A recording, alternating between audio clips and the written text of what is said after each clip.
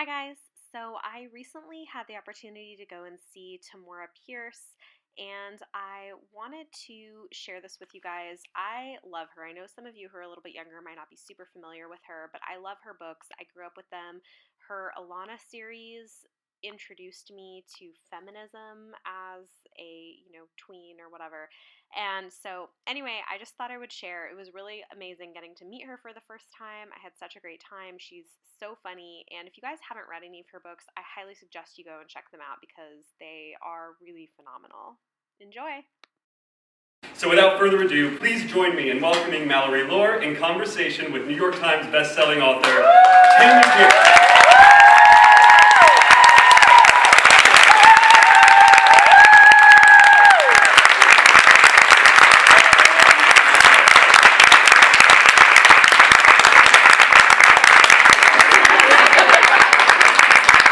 We have known each other a long time. You don't have to say how long. I would really appreciate it if you didn't say how long. I will not be saying how long, but I will say that Tammy now hits multiple generations because my mother is listening to Tempests and Slaughter right now. I have read it. My sister-in-law has read it, and my 12-year-old son has read it. So that's 3 generations, which is pretty amazing. So I'm going to start with some questions that probably some of you guys have. You write some of the best relationships. Not just romantic relationships, but also some of the best mentorships. I love the parent-child relationships. But do you have a relationship that is your favorite out of all of your stories?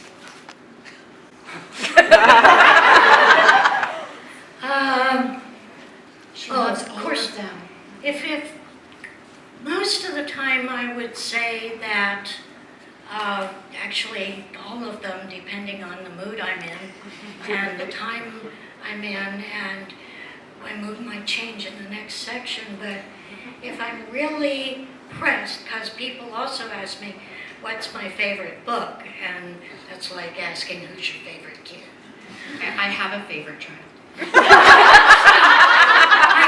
I know some parents do, and there are people I respect, so I keep my mouth shut. But when really pressed, I will say either, it's a favorite book, but my 2 favorite relationships are Rose, Thorn, and Briar from the Circle books, and Kel and Raoul. Because Raoul never once questions Kel's ability and right to become a knight. He never once questions that she's any good. He watches her and he sees that she's good.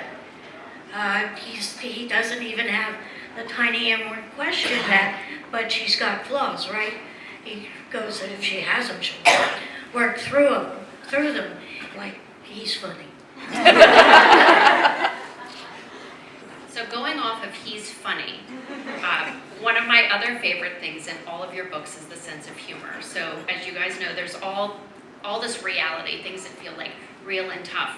But I think the humor is what helps us get through all of those things and in regular life. Where does your sense of humor come from, Tammy? I have no idea. I think partly from my dad, who just he told jokes from the Korean War.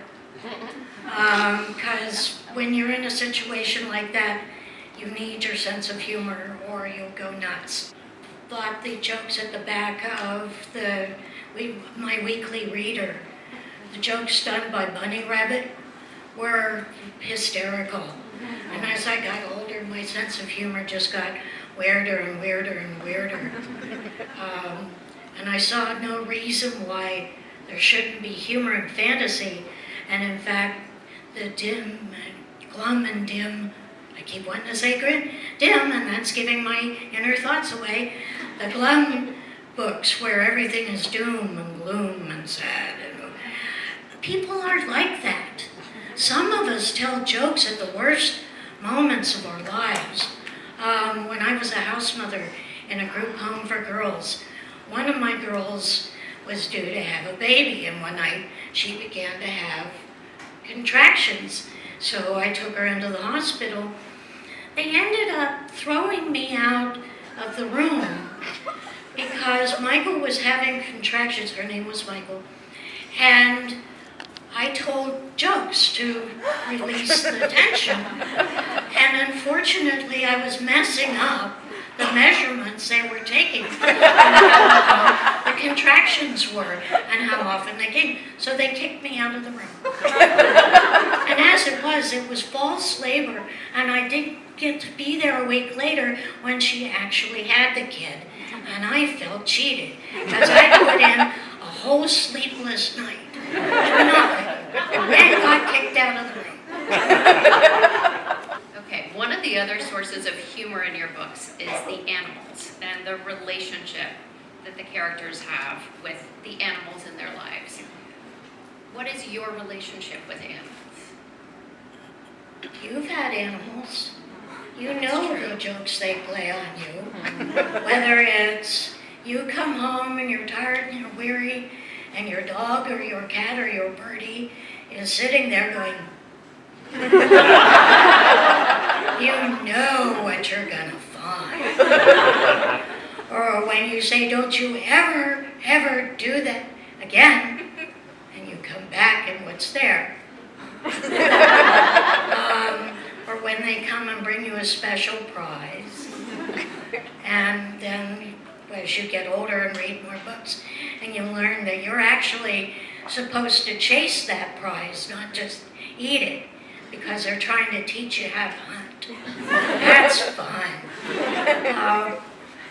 I once saw a nice big red-tailed hawk, ruler of the trees near the kids' playground in Riverside Park, parked majestically on his branch.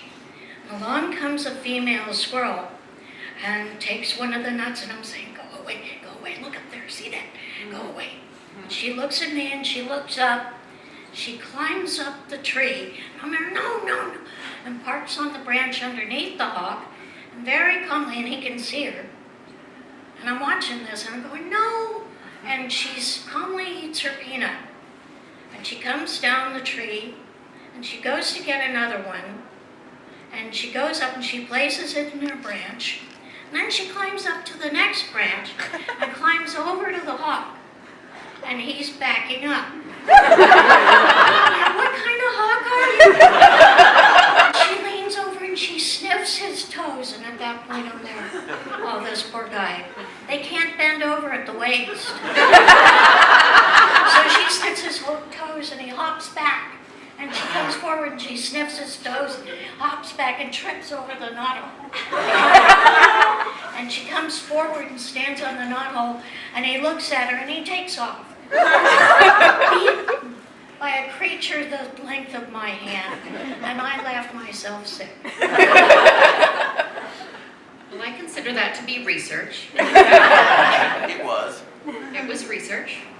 Yeah. And when Tammy lived in New York, often when I would try to call her and get hold of her, she would be in Central Park, Or Riverside. or Riverside Park, or at the Bronx Zoo, doing research. Yeah. So working very hard. Yes.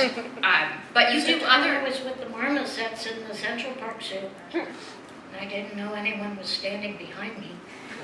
And they were. Yeah, see, I had this theory that marmosets never respond to all the noises and the motions and the ooh, people do, because we're not speaking their language. So I waited, it was a weekday, it was cloudy and wet and cold. You see where this is going. There, and I was watching, and finally, they had just had their snacks. I start making the same facial motions that they were doing. They came over to the front, and then there, I imitated, when they bit into their cookies, I bit into my invisible cookies when they scratched their heads. I pulled off my bandana and scratched my heads. Finally, there were a couple of them standing in front of me doing the same thing, so I wasn't looking me dead in the face. And then I hear a male voice behind me saying, "You seem to have made some friends."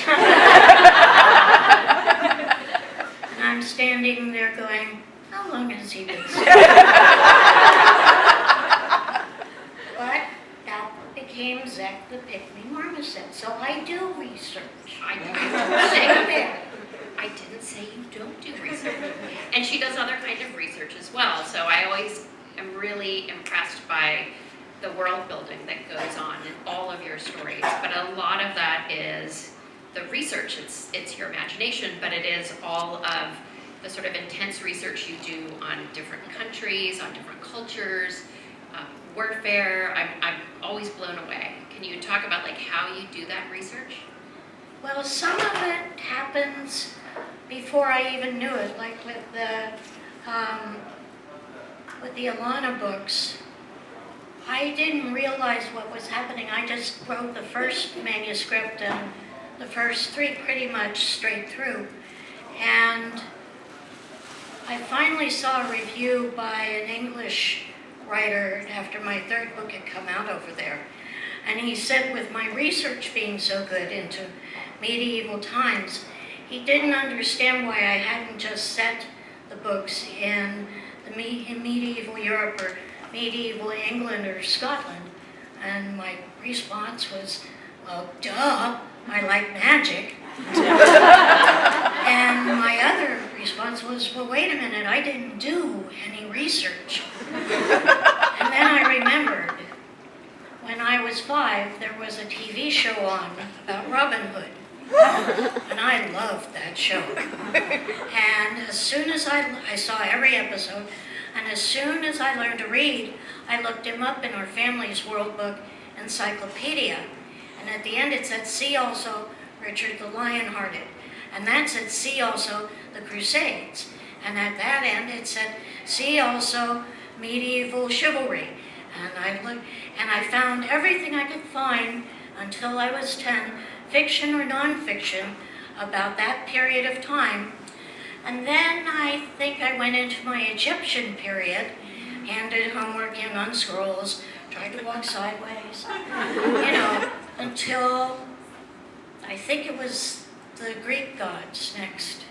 And did go back to Robin Hood or the Middle Ages, except a spurt of Arthur Mania in middle school.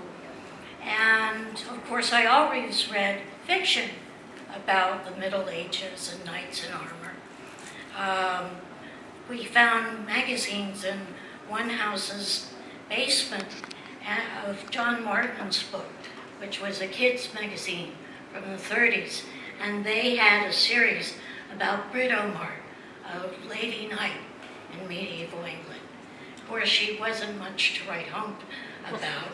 She followed the knight she was in love with and cried a lot. She was hot for a pretty female lady who didn't fight with a sword. But I imbibed so much of that stuff that when it came time to write the Alanna books, I didn't think about it. I just sat and wrote and didn't think of a source for them until I saw that review. And I was at the point where I wanted to go to a different culture and a different background for the 4th book as I rewrote the original manuscript. And I thought, well, if I got it from one of my obsessions, and those of you who are artists of any kind know that you go through periodic obsessions in your life. And when you've finished with one and piled everything about it away in your closet, and you've gone after another one, hammer and tongs, and your family and friends, like criminals say, like serial murderers say, your family and friends say you have no follow through, and besides, that's perverse. And you say, funny, you didn't say that when you were trying to bribe me for this part in our next show. Go back and start riffling through your old obsessions. Something will pop up. In this case, it was my obsession with the American War in Vietnam and the long relationship between the Green Berets and the Montagnard people of the Middle Highlands. And not only did I realize I had my culture for that country, but I had the grounding for their Civil War. I had the language and the clothes worn by the Khmer tribes. I had pieces of the map of the middle, of South Vietnam, North Vietnam, Cambodia, that I could break up into names of people, last names, and names of places that wouldn't sound like names from our language. I had customs. I had everything I needed to build an entire culture. And that's how I proceeded ever since, with creating societies, drawing from their customs, drawing from their gods. And I'm not good at making stuff up. She makes all that magic stuff up. No, I don't make the magic up. I have a whole small library on the occult and on different practices by different peoples all over the world. My basis is Wicca, because I started with the writings of a guy named Scott Cunningham back in the 80s. And Cunningham has dictionaries on uses of herbs and potions and dates. And the one thing I really liked about Cunningham, especially if I was going to be writing for kids and teenagers, is I know kids and teenagers. And if you see something really interesting looking, you're going to try it yourself. So I wanted to be able to write spells and things that wouldn't get anybody into trouble. Just like I did when I did stuff like that. So Cunningham is very careful, and he gives you the meanings from different countries and cultures all over the world. He gives you uses for things. He gives you what things will backfire.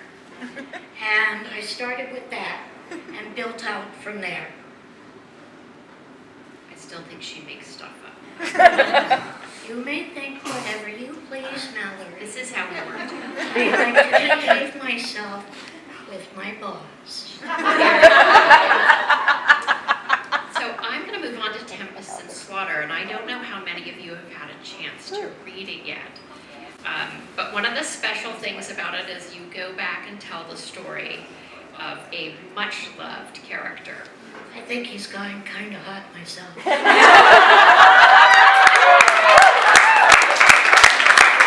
go for it, people. In the back of that Jeep with the shirt open, I started with him coming out of that cubicle in the fall. Some of these are just for the writer. So there's no point in asking you why you chose Aram/Numer, because now we know. You just couldn't help yourself. No, the thing about Aram is everybody assumes because he has so much power, he never gets into trouble, he never gets in over his head. No. When you're a kid, I mean, my dad would not let me use a pocket knife until I was 12 or so, because he knew I would mess up. Same with a bow and arrows. Same with the chemistry set, which hurt me. It really did. When you're that young and that eager, the bigger the screw up you make is going to be. So I was looking forward to that aspect of it, because everyone goes, oh, Numer, oh. Yeah, well, once upon a time, he'd lose control of what he was doing, or he'd start thinking about something else. And well, you know, you're building a fountain and it's gone dry, and you'll just reach for whatever water is around, not thinking of where it might be around from, and what you might have to reach through, and why that was there. Until you hit the water table. Where that came from. So I foresaw lots of adventure, and I like adventure on somebody else's head.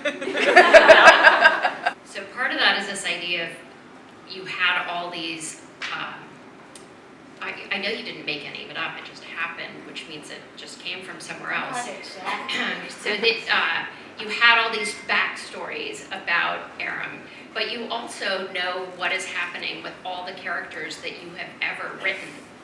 You know what's going on with them now. Yeah. So while you guys may have finished some story, in Tammy's head, their stories are continuing. You can ask who is together, who's had a child, and all of that stuff just goes on and on. So one of the things my son, when I said, well, what kind of question would you ask Tammy Pierce? And he was like, well, I'd ask her where her ideas come from. And I was like, well, her ideas come from, she has no problem with ideas. There are too many ideas. Yeah. The You point mentioned that before. Yes. So it's how do you choose? How do you choose which idea you're going to go with next? Or which ideas at least you're going to come and Well, it helps if you sometimes tell me, no, that's too old. We want you to do a little younger characters for a while. That helps. Suggesting that I try a boy, that helps. Actually, you have supplied me with most of my best ideas. thank you. Mallory, you know it. I tell you often enough, she really is amazing. She suggests something and I say, no, I can't do that. You know, I've never done that before. No. Are you going to talk about Becca Cooper again? Yes, I'm going to talk about Becca. Why should I not talk about Becca Cooper again? Go ahead, tell them about Okay, Becca Cooper. Becca Cooper again. I wanted to do a cop.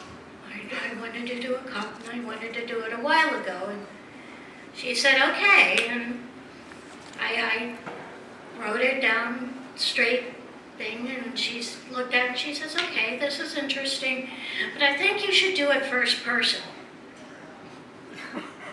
As you know, Becca's very interior. She knew. I didn't. I thought she was fine the way she was. I said, I don't like first person. She said, no, it'll be interesting. It'll be fun. You should try it. I said, you've done it in a short story. Yeah, so the short well. stories are first person because that helps me keep them short.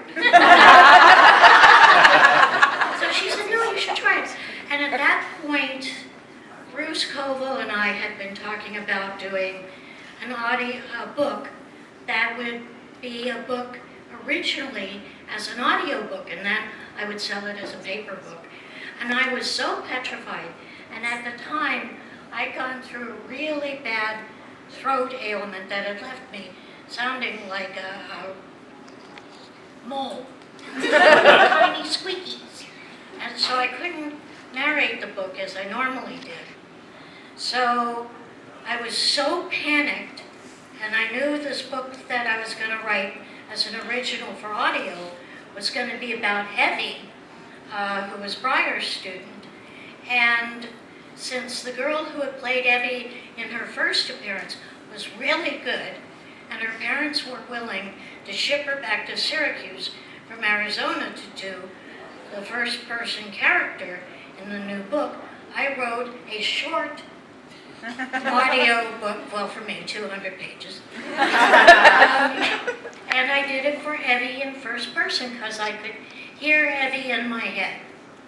And Bruce helped edit it, and she came and did it. By the time I finished it and it was recorded, I knew I could write a novel in first person.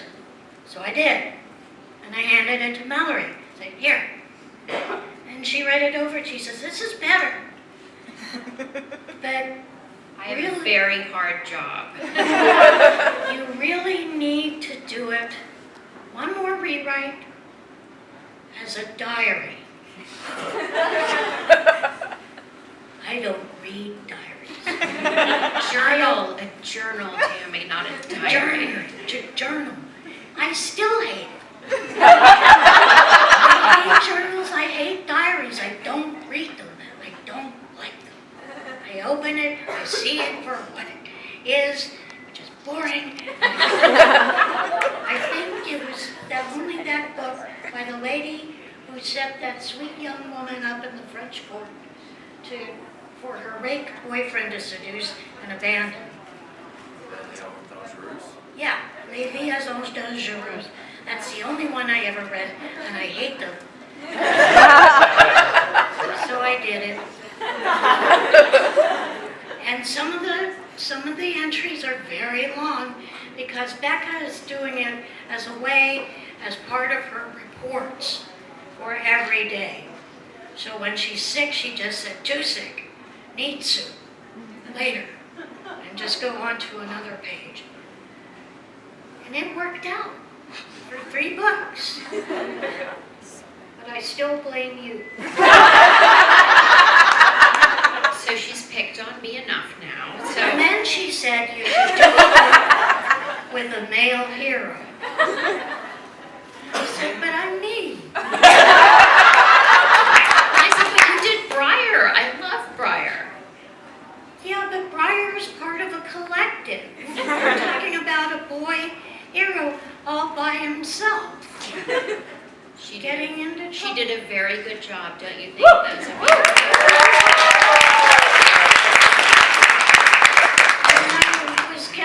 I was hoping to get out of Tortal. And I thought, well,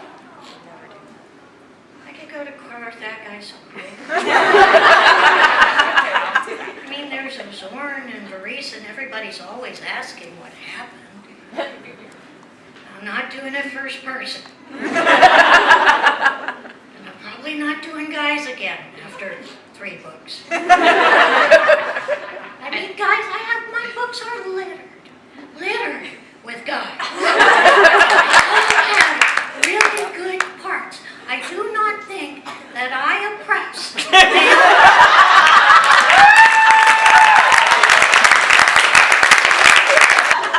So we're going to open the questions up. Yeah, you. Rise. How do I kick myself off from the doubt and all that bad stuff that plagues you before a story? I used to lie. I'm not kidding. I'd go in front of a mirror and I'd say, you're good, you're good, you're good, over and over and over again. The point is to keep at it and keep telling yourself it's good.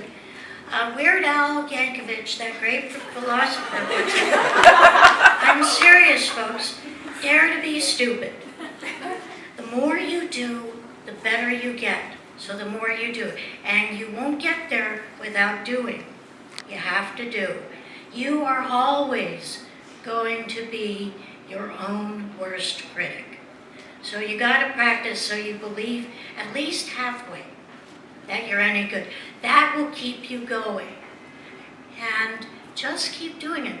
Because the more you do, the better you get. So the more you do, and the better you get. And sooner or later, you start finishing stuff.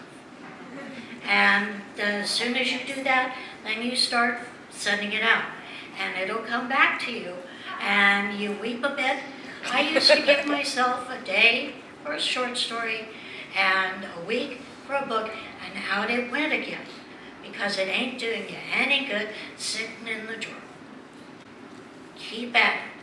I used to ram my head into the wall because it felt so good when it stopped. It's the same way. You think I'm joking, don't you? Okay? Just lie to yourself. Say I'm good and keep at it. Thank you. You're welcome. Yes. First, I want to say thank you for being such an amazing human being. And then I want to ask, so I'm like a fifth of the way through the book right now, through Tempests and Slaughter. I just got it. And I have ADHD. I have severe ADHD. And I just want to ask you, how do you write non-neurotypical characters so well? Because I'm reading Lumiere right now, and I'm relating to him a lot. Like a lot of his absent-mindedness, a lot of his, oh, this is interesting. I have to like super focus in on this right now. That's me in a nutshell. It's just your characters are so engaging in that way to people like me, who even though you don't explicitly say that they're not neurotypical, pretty obvious that they're not. So how do you get into that mindset without having experienced that yourself? That's just who he is. That's just who they are. It's Jeff Goldblum's speech set. Seriously, if you listen to him talk and his speech pattern is unmistakable, I can pick him out of a commercial anywhere. He stutters and stops. He goes back and over because he's forgotten where he is in the sentence. I figured from his voice pattern, his brain pattern must be the same. So I just go with that. I base characters on people I know, or people in TV or movies, or poker players, or professional wrestlers, rock stars. And I do that. I base characters on people I know because it gives me a template to work on. Remember when I said I'm not good at making stuff up? I'm not. Once I work with a character for a time, then they become their own people, and I can continue with them. But I have to have some place to start. And for me, voices are very important. And also movement, just little twitches of things that people do can tell me something about the character that I need. I do know about the different ways that the human mind takes another path, but that's because I've gotten education since I started. I still use the same way of working out a character. I've been reading your books for many, many, many years, and I reread them along with Mark Oshiro, who does the Mark Does stuff. Yeah. And I was wondering if, because you were very involved in that, and you were very active in the comments, and you read a lot of his reviews, and so I was curious if hearing or seeing somebody read your books for the first time, chapter by chapter, changed anything about the way you write or the way you see, and if that affected anything in how you wrote Tempests and Slaughter and The Spy's Guide. Listening, following Mark Oshiro's, Mark Reed's, as he went through my books, did that change anything in the way I write, in the way I went about The Spy's Guide? I don't know, because it all went in here. And I sometimes refer to it as a big gumball. I roll around along and I pick up anything and it disappears into the gumball and becomes part of everything in there. I know the one thing that I promised myself at the time and have kept working on is more variety in people, in cultures. I've always tried to do it somewhat, but listening to what he had to say, I realized I obviously wasn't doing enough, so I've worked harder at it. Again, I've also been reading your books since I was really little. And You don't have to say. Really?